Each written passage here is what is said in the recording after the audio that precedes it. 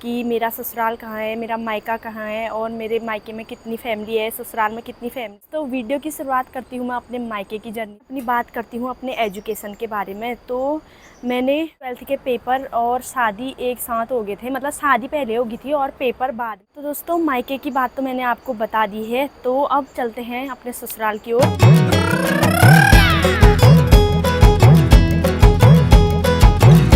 Hello hi नमस्कार प्रणाम, कैसे हो आप सब लोग। होप करती हूँ कि आप सब बढ़िया होंगे और स्वस्थ होंगे। तो मैं बिल्कुल बढ़िया हूँ। स्वागत करती हूँ आपका फिर से अपने यूट्यूब चैनल भानु व्लॉग में। आज ये मेरा कोई व्लॉग नहीं होने वाला है और ना ही मैं आपको पूरे दिन की दिनचर्या दिखाने वाली हूँ। तो आज मैंने सोचा कि 2-3 दिन से सोच रही थी कि मैं अपना इंट्रोडक्शन व्लॉग बनाऊँ करके। तो आज मेरा ये इंट्रो वाला व्लॉग होने वाला है, क्योंकि आप लोग भी बहुत सारे लोग सोचते होंगे कि इसने तो अपना इंट्रोडक्शन व्लॉग बनाया नहीं है। बट मैंने व्लॉग बनाया था, अपने चैनल पे था, जो चैनल मेरा हाल में डिलीट हो गया था। मैंने फर्स्ट वीडियो आप चेक कर लेना, मैंने डाली है कि यूट्यूब चैनल बंद हो गया है मेरा करके। दोस्तों आप सबके मन में मेरे लिए बहुत सारे क्वेश्चन होंगे कि मेरा ससुराल कहाँ है, मेरा मायका कहाँ है और मेरे मायके में कितनी फैमिली है, ससुराल में कितनी फैमिली है और मैं कितने तक पढ़ी हूँ, मतलब पढ़ रही हूँ या नहीं पढ़ रही हूँ। उसके बारे में भी मैं आपको पूरा, ये जितनी छोटे छोटे सवालों के जवाब है सब ये इंट्रोडक्शन में आपको मिल जाएगा।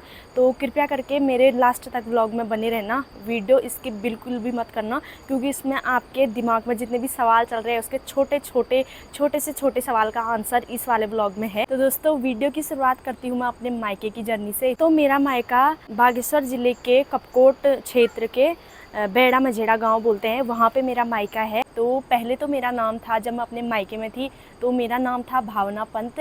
तो हमारी कास्ट वहाँ थी पंत। तो जब शादी हो जाती है लड़कियों की तो उनकी कास्ट तो चेंज होती है।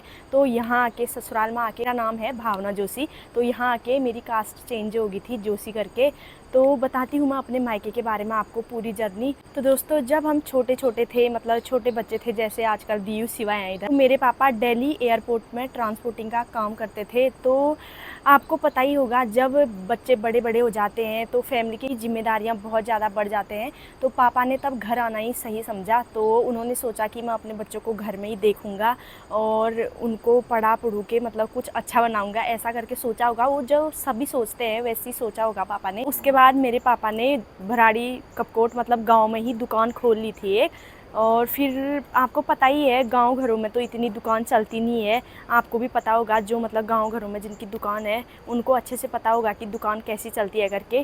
तो मेन मार्केट में भी नहीं थी, खाली मतलब कपकोट भराड़ी के बीच में ही थी। तो फिर पापा ने दादाजी को दुकान पे रख के अपना गाड़ी चलाने का काम शुरू कर दिया था घर में ही, मतलब कपकोट भराड़ी डेली सर्विस जो भी होता है अपना काम शुरू कर दिया था और हम भी थोड़ा बड़े बड़े होने लग गए थे। तो दोस्तों अब बात करती हूँ मैं बाकी फैमिली मेम्बरों की। तो मेरे फैमिली में उस टाइम पे मतलब दादाजी, अम्मा और हम 3 भाई बहन, सबसे बड़ी मैं और मेरे बाद का भैया और उसके बाद में एक बहन।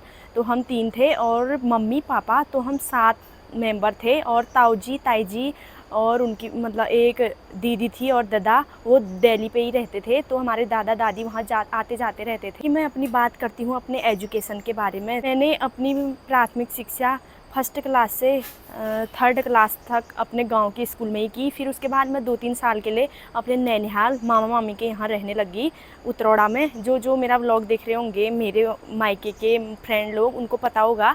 तो वहाँ भी मैंने 2-3 साल पढ़े। फिर उसके बाद मैं ऊपर स्कूल पे ही आ गई थी। 10th क्लास से 12th क्लास तक 2 साल मतलब असों इंटर कॉलेज से पढ़ा और उसमें थी मेरी साइंस साइट। तो पापा ने दिलवाई मुझे साइंस साइट में। मेरा मन तो उतना नहीं था कि मैं साइंस लूँ करके, तो पहले से ही मेरे साइंस वाले सब्जेक्ट थे तो मैंने साइंस ही ली।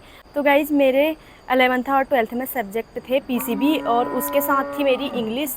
तो 12th में जब मैं गई थी तो 12th में जाते ही मेरी शादी फिक्स करने की तैयारी हो रही थी। मतलब पापा लोग मेरा रिश्ता मतलब रिश्ते के लिए आ गए थे यहीं से, कि मेरी दीदी एक जो मेरी जेठानी है यहाँ पे, सोनी दी, तो वो लेके आई थी रिश्ता।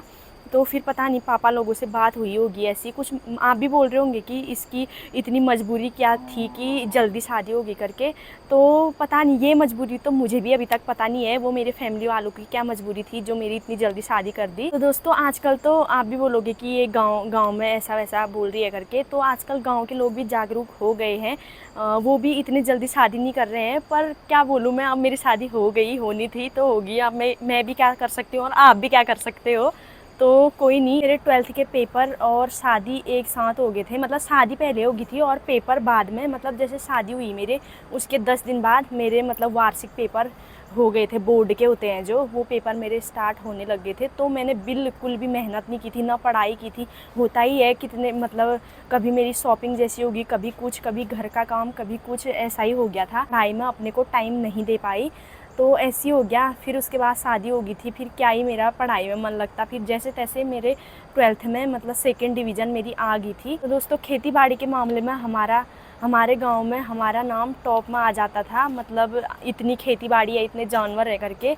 तो आज के टाइम पे तो जानवर भी हमारे कम कर दिए हैं, मतलब 1-2 ही हैं, और खेती बाड़ी भी बिल्कुल भी नहीं है, खाली मतलब 1-2 खेत हैं, 3-4 खेत ऐसी हैं। उस टाइम पे मैं मम्मी की हेल्प भी बहुत ज़्यादा करती थी, तो पढ़ाई के साथ साथ मैंने मम्मी की हेल्प भी बहुत ज़्यादा की है, वो मैं ही जान सकती हूँ। बाकी दोस्तों मेरी शादी की पहली वाली लाइफ बहुत ज़्यादा स्ट्रगल थी, तो इतनी स्ट्रगल थी कि मैं आपके साथ वो शेयर नहीं कर सकती हूँ अभी। तो कभी मौका मिलेगा तो मैं आपके साथ पक्का शेयर करूँगी। जो मेरे पापा हैं तो उनके सपोर्ट में, मतलब उनके पीछे ऐसा कोई भी नहीं है अभी। तो पहले से तो पापा लोग 2 भाई थे, ताऊ जी और पापा, तो ताऊ जी का स्वर्गवास हो गया है, 4-5 साल हो गए हैं। दोस्तों वैसे भाई ब्रदर तो होते हैं अपने, मतलब ऐसा नहीं बोल रही हूँ कि मैं वो नहीं होते हैं अपने, कि वो सपोर्ट नहीं करते हैं करके, लेकिन पीछे से अपना भाई सपोर्ट करने वाला हो या अपने बड़े भाई सपोर्ट करने वाले हो तो उसकी अलग ही बात होती है। ये आप लोगों को भी अच्छे से पता होगा। तो दोस्तों मायके की बात तो मैंने आपको बता दी है, तो अब चलते हैं अपने ससुराल की ओर। तो दोस्तों मेरा ससुराल है पिथौरागढ़ ज़िले के नाचनी क्षेत्र में।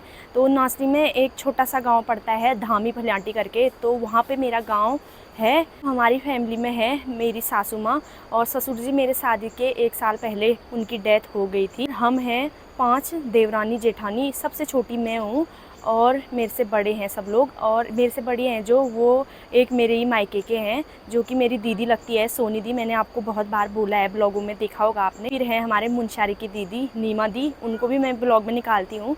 तो नीमा दी का मायका मुंशारी में है और दादा हमारे दिल्ली जॉब करते हैं। और फिर नीमा दी से बड़े हैं हमारे अनीता दी, जो कि हमारे मायके का ही गांव है एक जुनायल, वहाँ के हैं। और वो बड़े वाले दादा घर में ही रहते हैं, पूजा पाठ का काम। जो उनसे बड़े वाले हैं हमारे सबसे बड़े दादा, वो रहते हैं दिल्ली, उनकी फैमिली दिल्ली में ही रहती है। कभी कभी वो घर आते रहते हैं। मतलब जो हमारे सबसे बड़े वाले जेठानी हैं, वो जेठानी का मायका भी है मुंशारी। बात करते हैं उनके बच्चों के बारे में। सबसे बड़े वाले दादा और दीदी के बच्चे हैं 3, और उन सबको छोड़ के सबके बच्चे हैं 2-2। उनके बाद वालों के हैं 2 लड़के, उनके बाद वालों के हैं 1 लड़का और 1 लड़की, उनके बाद वालों के हैं 1 लड़का और 1 लड़की, और मेरा अभी कोई बेबी नहीं है। तो दोस्तों अब बात करते हैं मेरे हस्बैंड जी के बारे में। तो काफ़ी लोगों के मन में ये सवाल होगा कि मेरे हस्बैंड तो घर ही नहीं आते हैं। भैया के व्लॉगों में भी 1-2 लोगों के कमेंट्स आ रहे थे कि आपके जीजू घर नहीं आते हैं क्या, और मेरे उसमें मैसेज और व्लॉगों में कमेंट भी बहुत लोगों के आते हैं। बहुत लोगों के मन पे सवाल होगा। तो मेरे हस्बैंड जी हैं दुबई में, होटल लाइन में जॉब करते हैं। वो आते हैं 1 साल में, 2 साल में, 1.5 साल में घर। तो अभी तो शादी के बाद 1 बार घर आए हैं। हस्बैंड जी मेरा व्लॉग देख रहे होंगे तो फटाफट जल्दी घर आ जाओ, मैंने बता दिया है। तो वैसे भी मैं क्या बोलूँ फटाफट, तो 1-2 महीने और बचे हैं मेरे हस्बैंड जी के घर आने के। तो आपको भी पक्का मैं व्लॉग में दिखाऊंगी उनको, वेट करे रहना। और मेरी वीडियो तो बिल्कुल भी स्किप मत करना, इसमें बहुत ही अच्छे अच्छे सवालों के जवाब हैं। तो ससुराल में मैं रहती हूँ अपने भैया के साथ। वैसे तो सब अलग अलग रहते हैं, ऐसा नहीं है, मतलब हम सब अलग रहते हैं। कभी एक ही साथ खा लेते हैं, कभी किसी के वहाँ रह जाते हैं, कभी किसी के वहाँ, मतलब खाना अलग अलग ही हुआ।